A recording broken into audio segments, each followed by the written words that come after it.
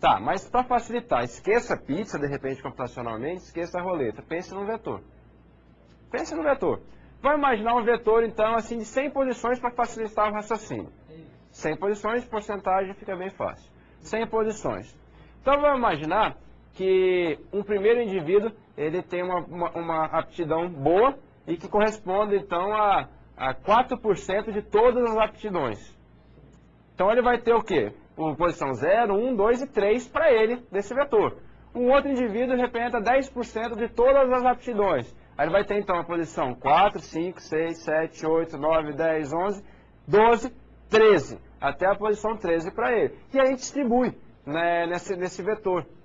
O que acontece, pessoal? Depois você sorteia um número, e o número que foi sorteado, vê de quem representa aquele número, qual indivíduo, e aquele cromossomo que foi sorteado. Não é mais ou menos isso? É exatamente a mesma coisa com a pizza, só que agora computacionalmente. Sim, um vetorzinho. Duas maneiras de entender a mesma coisa. Beleza, então tá aí a explicação, olha só. Só um exemplo, o primeiro cromossomo, tá uma string ali representada, a aptidão dele 45. Olha só, a porcentagem dele em relação ao todo é 13,2. Então tem todos os indivíduos mostrando. Então o que acontece? A probabilidade do primeiro indivíduo ser sorteado pela roleta é de 13,2%, do segundo é de 26,2%, do terceiro de 36,7% e assim por diante. Olha aí, seria, como o Marco falou, a pizza seria isso, né? Então olha só, se a gente rodar isso daí, repare que a maior probabilidade do pininho da roleta parar seria naquela faixa maior, que é a azul à esquerda, que é de 36,7. E a menor probabilidade é de 2,6, que é a 6, né? Então, o que acontece? Rodando essa roleta, imagina-se que o que tende a menos ser sorteado é o que está com o número 6, que é de 2,6. E o que tende a ser mais sorteado é o que está com 36,7. Então, operadores de cruzamento, né, Marco? Isso aí, Alexandre. Operador de cruzamento é bem simples mesmo para entender. Olha aqui, nós temos dois pais. Pai 1 e o pai 2. Aí, o que nós vamos fazer? Ponto de cruzamento. Nesse caso aqui, caiu bem no meio do cromossomo. Então, eu vou fazer o quê? Pego essa parte desse cromossomo, que é o pai 1, coloco aqui para gerar o primeiro descendente. A segunda parte, eu vou pegar de onde, pessoal? Com a segunda parte do pai 2. E aí eu tenho o primeiro descendente, que ele possui características dos dois pais, do pai 1 e do pai 2. E a mesma coisa, olha aqui, ó, o segundo descendente, ele vai pegar a segunda parte do pai 1 e a primeira parte do pai 2. E aí nós temos a nova população aqui. População não, nós temos os descendentes. E aí, de acordo com os cruzamentos, nós vamos gerar novos descendentes. Eles podem passar por uma mutação e o resultado final será a nova população. Tem mais operador de cruzamento, Alexandre? Sim, temos operador de 2 pontos que segue a mesma ideia do que o Marco falou, né? Agora aqui, em vez de ter um ponto chama crossover, em vez de ter Cruzamento, um ponto né? para interseção do cruzamento, agora tem dois. Tem aqui um ponto aqui e outro aqui. Eu vou pegar os dois primeiros bits aqui para compor o descendente. A parte do meio vem do segundo aqui. E aqui, ó, a última parte para cá. Em vez de ter igual no outro modelo de cruzamento, pegar metade, metade, agora a gente pega as pontas e pega a parte do meio. E aqui no outro descendente a mesma coisa. Pega as pontas do pai 2 e a parte do meio vem do pai 1. Este é o outro tipo de cruzamento, que é com 2 pontos de cruzamento. E ainda tem o cruzamento uniforme, pessoal. Esse cruzamento uniforme, ele tem uma coisinha a mais. Pode complicar, mas depois que vocês verem, não é nada complicado. A coisinha a mais, ele tem uma máscara de cruzamento. O que é uma máscara de cruzamento? Ele possui exatamente o mesmo formato do cromossomo, com valores 0, 1, 0, 0, está na apostila esse material aí. O que vai acontecer aqui, pessoal? Por exemplo, a máscara de cruzamento tem aqui. O primeiro valor é 1. Aí eu tenho aqui o pai 1 e o pai 2. Pai 1 e pai 2. O descendente está no meio para facilitar a composição aqui. O que vai acontecer? Na máscara diz 1. Então, o primeiro gene do descendente vem do pai 1. Quando tem 0, vem do pai 2. E dessa maneira, a gente vai compor o descendente.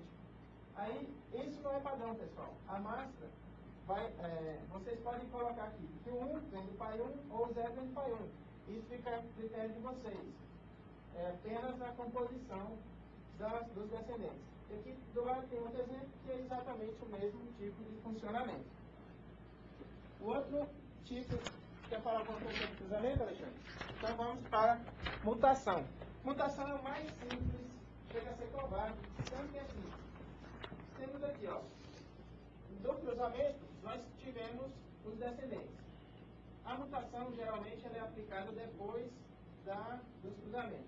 Então, temos aqui, primeiro descendente, e vai, por sorteio, ocorrer uma mutação em algum gene aqui. No caso, o quarto gene foi selecionado para ocorrer uma mutação. O que vai acontecer? Ele não possuía uma característica e ele passou a possuir. A mutação simplesmente habilitou uma característica no indivíduo. É isso, então a mutação, como o Marco mostrou, é muito simples mesmo. Então a codificação, pessoal, basicamente consiste em representar um conjunto de parâmetros, que são os genes, como já falamos, né, que vai ter as características a fim de formar uma cadeia de valores que são os cromossomos. Então um vetor, que é o cromossomo composto por genes, que dentro do gene vai ter o alfabeto lá em geral é 0 ou 1. Vamos para o exemplo, então. Vamos lá. Exemplo do problema da mochila. Codificação. Qual que é o problema da mochila, Marco? O que o enunciado desse problema diz? Alexandre, tem duas maneiras de analisar esse problema. Vamos para a mais completa ou para a mais simples? Para a mais simples, né? A mais simples, pessoal. A gente tem uma mochila que ela possui a capacidade máxima de suportar uma carga, um peso.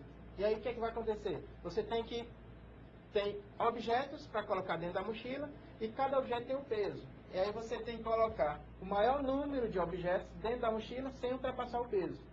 Esse é o problema da mochila. No nosso caso aqui, a gente não está preocupado com o maior número, né? A gente vai estar preocupado só em tentar carregar o peso que ela suporta, né? Então, aí, ó, tem várias variações do problema da mochila. O exemplo mais difícil, ele busca carregar a mochila com itens de maior valor financeiro. Sim. Esse aqui, então, é preencher a carga da mochila. Então, vamos lá, Alexandre. Só um objetivo bem simples. Então, vamos imaginar que a gente tem aí uma mochila com 2 quilos, né? Que suporta 2 quilos. A gente tem 5 livros. Só que, de repente, o livro A, vamos supor que pesa 1 quilo, o livro B, 500 gramas, o C, 400 gramas, o D, 700, ou seja, não vai caber tudo na mochila. Então, a gente vai ter que descobrir quais que a gente consegue levar, qual a combinação, né? Isso. Então, vamos avançar. E aí a gente faz o quê? O cromossomo vai ser composto por 5 genes, nesse caso aqui, olha só, isso já faz parte da modelagem do problema. Nós, como programadores, vamos ter que interpretar isso. Então, os cromossomos são 5 genes. O primeiro gene representa o livro A, o segundo gene o livro B, o terceiro gene o livro C, o quarto gene o livro D e o quinto gene o livro E. O que acontece então, pessoal? Acontece que, se tiver 0 em um gene, significa que aquele livro vai estar ausente. Então, olha só. A solução 0, 1, 1, 0, 1 significa que o livro A não vai ser levado, o livro B vai ser levado, assim como o C também vai ser levado, o D não vai ser porque é 0, e o E vai ser carregado, transportado, porque também é 1. Então a ideia de codificação exatamente é por aí, né? Nesse caso, esse problema é identificar qual livro vai ser transportado ou não através dos zeros e Eu uns. acho que com esse exemplo agora clareou bem, né? Tem ou não tem, carrega ou não carrega o livro. Então o que acontece? A gente precisa agora modelar uma função de aptidão, né? Para avaliar uma solução, se ela é boa ou se ela é ruim. Então é isso que está dizendo esse slide.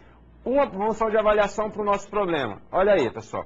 Vamos supor o seguinte, que a gente tem lá, o livro A pesa 1 kg e 100 gramas, o livro B 600 gramas, o C 900 gramas, o D 1 kg e o E 500 gramas. Então a modelagem que a gente poderia fazer é o seguinte, Marco. Olha só, a soma dos pesos. A gente vai somar os pesos. Se o peso exceder 2 kg, que é o peso de transporte da mochila, então essa função de avaliação, esse cromossomo para a gente não interessa. Então a função de avaliação dele vai ser igual a 0. Para mim não interessa, a solução vai ser igual a 0.